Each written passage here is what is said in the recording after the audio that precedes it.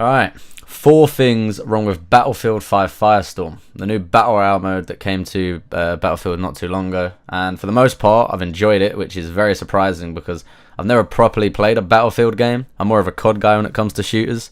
But as a Battle Royale, there are a few things that I want to point out, and it's mostly small changes that shouldn't really be a problem in the first place, because there are so many other Battle Royales out there now, so you wouldn't expect Battlefield to get these things wrong. But, you know, let's get into it. Number 1 is the jumping, and this might be because Battlefield loves its realism, and maybe I'm just nitpicking here, but the jumping does seem a bit stiff in the fact that you can't dive straight down, and you can't really glide far. You kind of go the same distance every single time after jumping out the plane, which isn't the worst, but you don't even have the option to look around to see if anyone else is landing near you, and this is kind of a given in every single Battle Royale game. I mean, there's not many players in this map. There's somewhere around like 60, even though I thought there was going to be over 100. But there's only about 60 players, so you don't normally land near people, but the off chance you do, you probably wouldn't even be able to tell unless you bump into them because you can't look around when you're falling. Number 2 is the looting, and I know after many hours of playtime you'll probably get used to it and you'll know what each item is without having to look at it for like 10 minutes and decipher your way around the bodies. But I do believe that it's a bit messy, that the items just scatter all around the floor. The items like stack on top of each other as well, so sometimes you're struggling to get an item that you want that's underneath it. And I mean, in the other Battle Royales there's always a way of like pressing tab so you can see all the items listed, or you can like press E on the person's body, say if there's like a body bag or something like an Apex. I feel that this way is just a bit messy and it's something that they didn't really need to have it just scattered about. Thirdly, I'm putting spectating, and this is something that should just been in the game from the get-go, especially as a first-person shooter and a Battle Royale, which is a very spectator-heavy genre.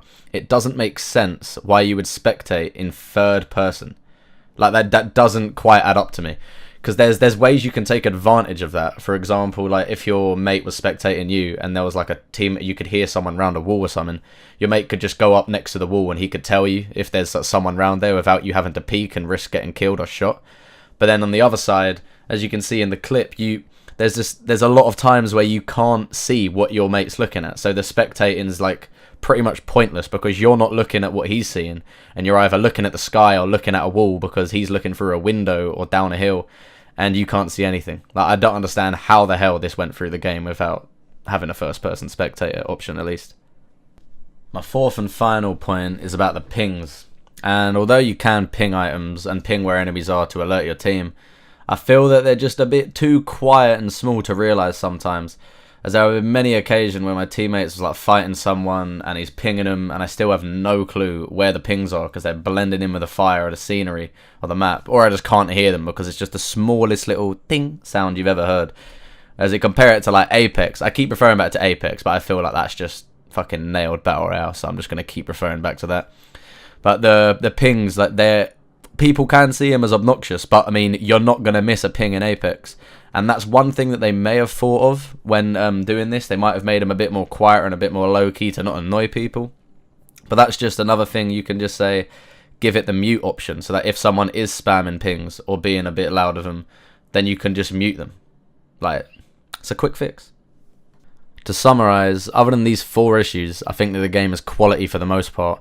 And as I said at the start, I've never properly played a Battlefield game, so I'm more than happy with how this turned out, to be honest. Do I think it's going to take over any Battle Royales? No. And one of the main reasons for this is that when you die, you're out of the game. And again, Apex is to blame for this because every other Battle Royale prior to this followed the exact same pattern, that if you die, you're out. It's like an S&D system. You've only got 1 life, so you got to make it count. Yes, you go down and you can be revived, but most of the time, people just kill you straight away because they're scumbags or they just want your loot. I mean, we all do it. But anyway, they're the main issues with the game, and other than that, I haven't really got any problems. I think the game's pretty solid. But do you agree with the points I've made? Do you disagree? Let me know in the comments. And until next time, I don't really know how to end this, to be honest. If you're still here, if you're still watching, I beg you, press subscribe. Press the like button. I mean, it doesn't hurt. It really doesn't. You can try it. I trust it doesn't hurt. Trust me, man.